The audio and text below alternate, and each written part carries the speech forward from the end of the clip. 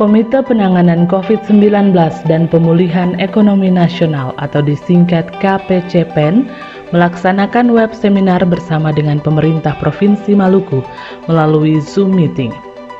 Webinar yang dilaksanakan pada hari Senin 23 November 2020 ini bertemakan manfaat bantuan subsidi upah bagi pekerja di masa pandemi. Kegiatan tersebut dinarasumberi oleh Kepala Dinas Komunikasi dan Informatika Provinsi Maluku, Dr. Andes Samuel Huay MH, dan Insinyur Since Tahamata MSI, Kepala Bidang Hubungan Industrial dan Jaminan Sosial Dinas Tenaga Kerja dan Transmigrasi Provinsi Maluku. Bertindak selaku moderator Insinyur Erni Sopalau MSI, PLT Sekretaris Dinas Komunikasi dan Informatika Provinsi Maluku. Saat ditemui seusai kegiatan webinar, Huay mengatakan bahwa sektor digitalisasi memegang peran yang sangat penting saat ini, di mana pembayaran BSU untuk setiap pekerja yang terdampak COVID-19 sudah berlangsung secara digital dengan tujuan untuk mempermudah, mempercepat, dan mengefektifkan pekerjaan. Ia berharap dari sesi ini pekerja bisa memahami bantuan pemerintah dalam sektor tenaga kerja, bahwa pemerintah dalam hal ini gubernur memiliki atensi terhadap pekerja-pekerja di daerah. Saya kira tadi kita sudah selesai melakukan webinar seri kedua yang terlaksana atas kerjasama KPCPEN, ya, Komite Percepatan Penanganan COVID dan Pemulihan Ekonomi Nasional. KPCPEN ini kerjasama dengan Kementerian Kominfo, lalu kemudian program ini dikerjasamakan dengan daerah. Saya kira bahwa apa yang tadi disampaikan oleh Ibu In, Kepala Bidang di Dinas Naker Trans tadi, itu sangat benar, ya, bahwa sektor digitalisasi itu dia memegang peran yang paling penting, ya, bahwa pembayaran tadi BSU untuk setiap pekerja-pekerja yang tadi berdampak COVID-19 itu sudah berlangsung secara digital. Jadi kalau ada tidak by name atau tidak by address itu pasti ditolak. Dan digitalisasi itu bertujuan untuk itu, mempermudah, mempercepat, tetapi juga mengefektifkan pekerjaan-pekerjaan kita. Tidak ada unsur yang kemudian merekayasa di situ. Lalu kemudian mudah-mudahan dari sesi ini pekerja bisa memahami, mengerti bagaimana dampak bantuan pemerintah untuk sektor ketenagakerjaan itu lebih baik lagi ke depan. Pemerintah tetap transparan, termasuk Bapak Gubernur yang begitu intens, ya, punya atensi terhadap pekerja-pekerja kita di daerah. Lalu kemudian berkaitan dengan data, saya kira memang manfaat ini besar sekali, ya. Saya kira data-data dari sektor ketenagakerjaan itu tadi saya sudah sebutkan akan kita rangkum, ya, bukan saja sektor ketenagakerjaan, semua sektor kita rilis di website pemerintah provinsi. Lalu semua data-data yang ada di website kita itu dipakai, dipergunakan oleh Indonesia ini, tetapi juga untuk dunia internasional, untuk pembangunan, untuk kepentingan berjejaring, berusaha, tetapi juga kepentingan lainnya. Saya yakini bahwa ketika website kita sudah selesai direvitalisasi, maka website itu adalah wajah dari kemajuan daerah ini di sektor digitalisasi.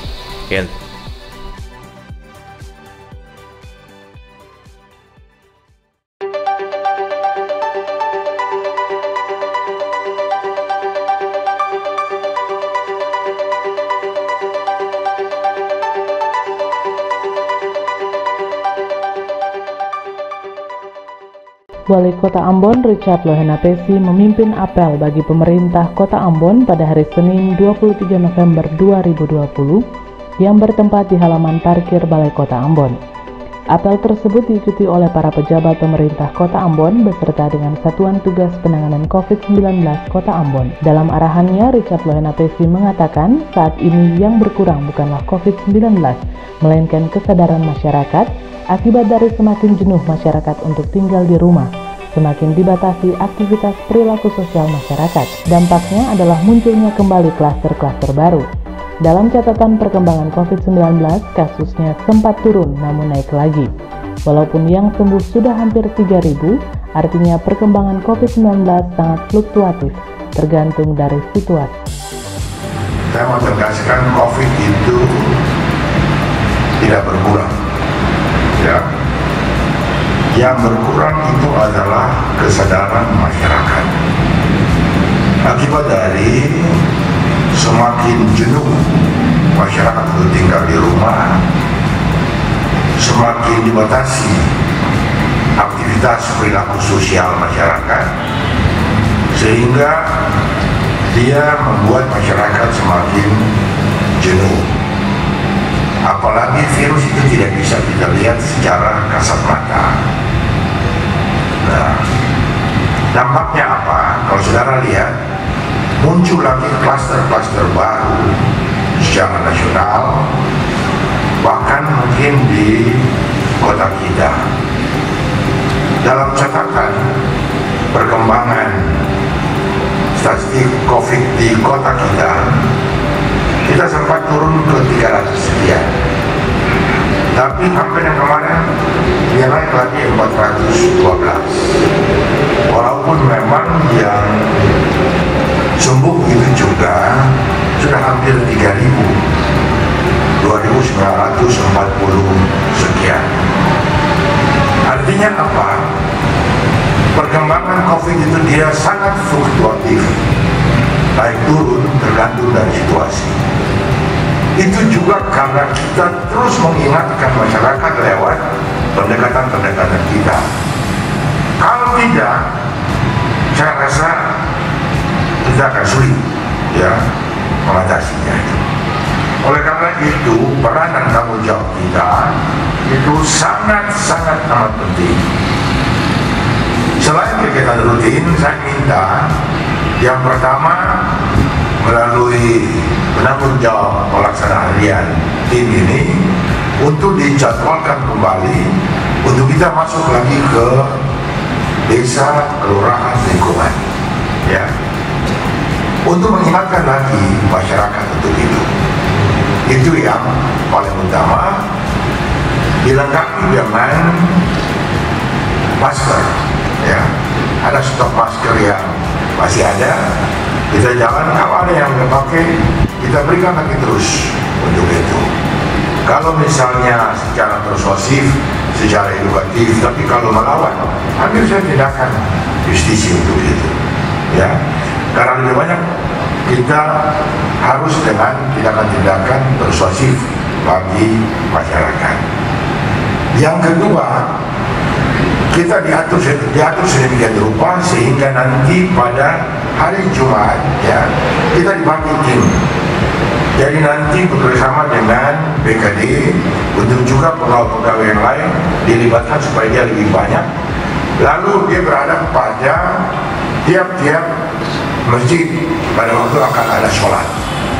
Nah, sifatnya untuk kita mengawasi, ya, pelaksanaan, termasuk juga dengan hari Minggu pada rumah-rumah ibadah. Bidang sosial budaya, Pak Fendi nanti tanggung jawab untuk mengaturnya. 4 orang ke, 5 orang ke, ya, semua ada di tiap-tiap tempat ibadah supaya kita memantau lagi. Oleh karena itu nanti hari Jumat, hari Minggu itu nanti tim kita akan turun. Lalu kita akan ingatkan saja yang tidak pakai masker, berikan masker untuk ingatkan itu. Nah, saya nanti minta Pak Sek untuk menyurat lagi, ya, menyurat lagi kepada baik tokoh-tokoh agama, pimpinan-pimpinan di mana masjid, dan itu untuk mengingatkan lagi masker dan cuci tangan. Oleh karena itu kita juga harus mengadakan pemantauan di tempat-tempat, apakah itu kantor, apakah itu tempat ibadah, untuk tempat-tempat cuci tangan itu.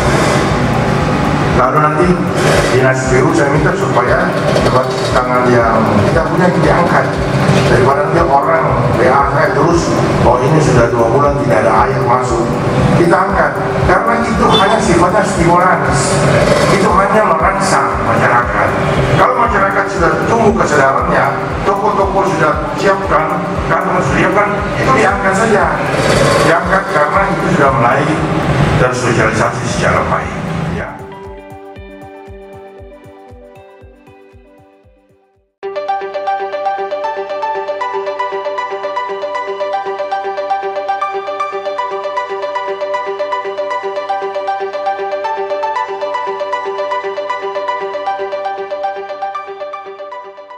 Seusai apel pagi, pemerintah Kota Ambon melakukan agendanya dengan melaksanakan operasi justisi pada hari pertama PSBB transisi ke-10, Senin 23 November 2020, yang dipantau langsung oleh Satuan Tugas Penanganan COVID-19 Kota Ambon berpusat di Jalan Patimura. Saat diwawancarai, Benny Celano selaku Ketua Bidang Aktivitas Kerja mengatakan pemerintah Kota Ambon tetap melaksanakan operasi justisi untuk terus meningkatkan kesadaran masyarakat dalam menerapkan protokol kesehatan dengan benar. Karena ini semua demi kepentingan kita bersama, pemerintah tidak akan berhenti melaksanakan operasi justisi sampai masyarakat benar-benar sadar bahwa COVID-19 ini adalah musuh kita bersama. Jadi hari ini tetap kita melakukan kegiatan justisi. Semua yang kita buat ini adalah kembali mengingatkan masyarakat kembali. Sebab dari pengamatan kami bahwa yang menurun adalah tingkat kesadaran masyarakat. Oleh karena itu justisi hari ini kita tetap lakukan dan ini akan berlanjut setiap hari. Kami selalu mengingatkan masyarakat bahwa mari kita melakukan protokol kesehatan dengan benar, menjaga jarak, mencuci tangan, dan kalau beraktivitas di luar rumah tentunya harus sering memakai masker. Kenapa ini kita harus ingatkan? Ini semua untuk kepentingan masyarakat, demi kepentingan kota kita, terlebihnya demi kepentingan kesehatan kita. Oleh karena itu kita tidak akan berhenti sampai masyarakat benar-benar sadar bahwa sesungguhnya COVID ini musuh kita bersama. COVID ini cuma bisa kita kalahkan satu, yaitu melakukan protokol kesehatan dengan benar. Itu saja. Sampai saat ini belum ada satu negara pun yang mendapatkan atau menciptakan vaksin daripada COVID-19 itu.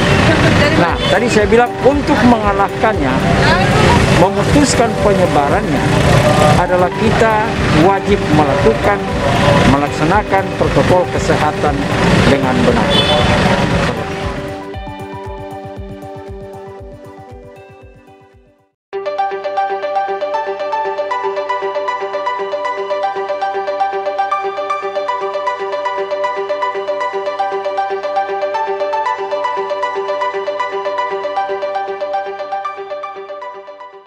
Badan Pembinaan Ideologi Pancasila atau BPIP, Deputi Bidang Pengendalian dan Evaluasi, melaksanakan kegiatan aktualisasi nilai Pancasila di lingkungan aparatur sipil negara tenaga pendidik sebagai teladan dalam bermasyarakat.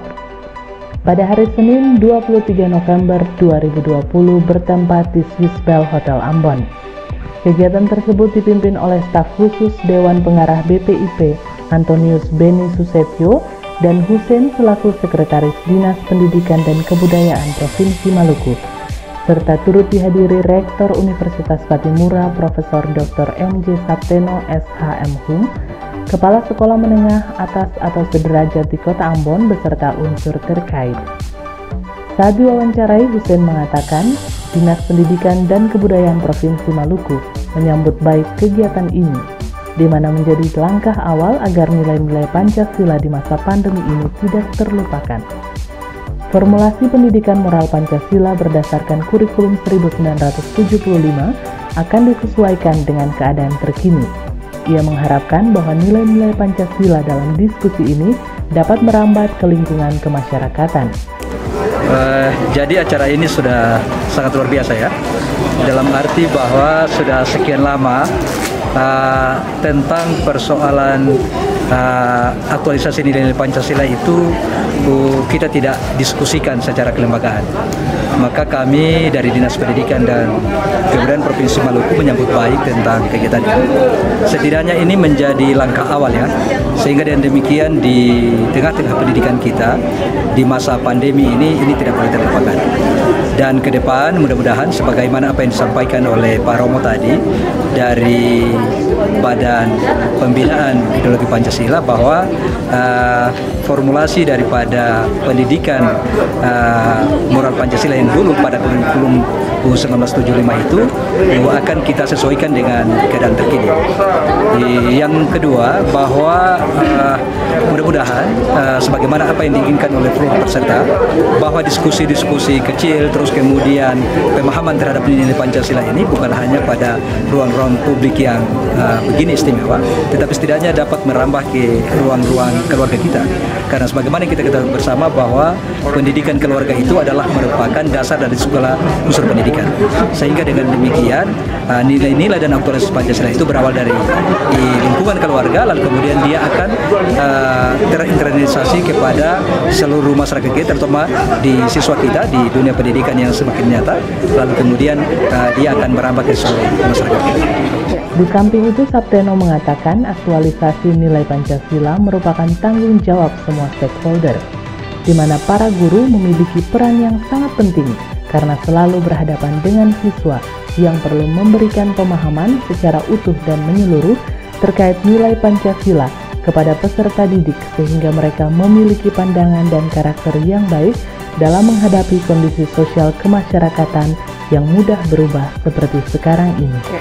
Ya, jadi bicara tentang aktualisasi nilai Pancasila itu tanggung jawab semua stakeholder, dalam hal ini berbagai komponen dalam masyarakat, bangsa dan negara, di mana para guru itu mempunyai peran yang sangat penting dan menentukan, karena mereka tiap hari berhadapan dengan para siswa yang tentunya punya karakter yang berbeda-beda, punya pemahaman yang berbeda, datang dari latar belakang yang berbeda-beda, dan karena itu perlu diberikan pemahaman secara utuh dan menyeluruh terhadap nilai Pancasila itu, supaya anak didik kita itu mempunyai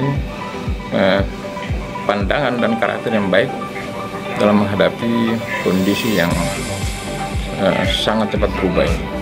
Oleh karena itu, dengan pelaksanaan kegiatan dan menghadirkan para guru ini, saya anggap ini hal yang sangat penting bagi upaya mendaratkan nilai Pancasila dalam kehidupan bermasyarakat bangsa dan negara, terutama di bidang pendidikan.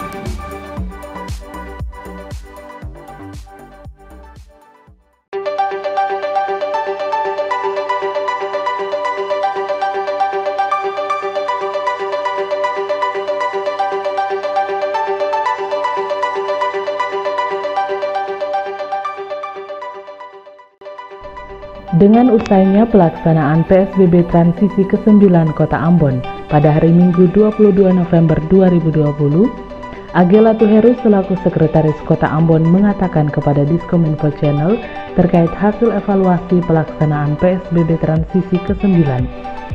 Berdasarkan hasil evaluasi operasi justisi pada pelaksanaan PSBB ke-9, pelanggaran yang terjadi sangat variatif, baik itu dalam moda transportasi maupun penggunaan masker. Satgas Penanganan COVID-19 Kota Ambon sering menemui masyarakat yang menggunakan masker tidak berdasarkan aturan yang berlaku, yaitu menutupi hidung sampai ke dagu. Terkait hal tersebut, petugas akan memberikan sanksi kepada pelanggar, baik berupa sanksi sosial maupun sanksi administrasi berupa denda. Latuheru mengharapkan agar masyarakat Kota Ambon bisa dewasa dalam hal penggunaan masker, menghindari kerumunan, dan rajin mencuci tangan. Seperti yang diketahui, saat ini masyarakat juga seringkali melaksanakan olahraga secara berkelompok. Ia menghimbau agar sebaiknya masyarakat melakukan olahraga yang sifatnya mandiri, karena tingkat penyebaran COVID-19 bergantung dari pergerakan orang. Apa yang kita kerjakan sampai dengan PSBB Transisi ke-9 ini ternyata memang sangat variatif, ya.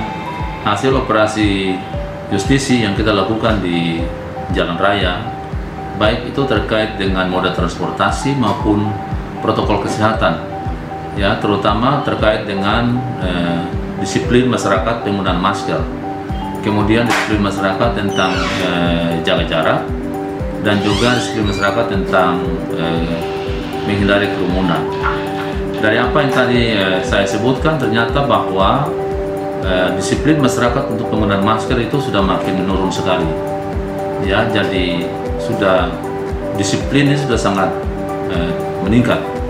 Tetapi ada juga yang menurut pengamatan kami ini pakai masker memang mereka, cuma tidak sesuai dengan aturannya. Ada yang cuma meletakkan masker di dagu, tanpa menutup hidung dan mulut. Padahal sesuai dengan protokol kesehatan, cara menggunakan masker yang benar itu adalah menutup hidung dan mulut dan sampai di dagu. Karena itu kalau bagi mereka yang terus tidak melakukannya, maka kita berikan sanksi. Apakah itu sanksi sosial, tapi juga sanksi administratif berupa denda. Ya, harapan kita masyarakat kota ini makin hari sudah harus makin lebih dewasa lah. Ya, cuma pakai masker susah amat. Mestinya tidak begitu, ya, termasuk menjaga jarak dan menghindari kerumunan. Ya, yang terkait dengan menghindari kerumunan, ya kita tahu bahwa masyarakat juga punya hobi olahraga. Tapi yang kami anjurkan, silakan berolahraga. Yang baiknya melaksanakan olahraga yang sifatnya itu mandiri, misalnya jalan, ya, lari.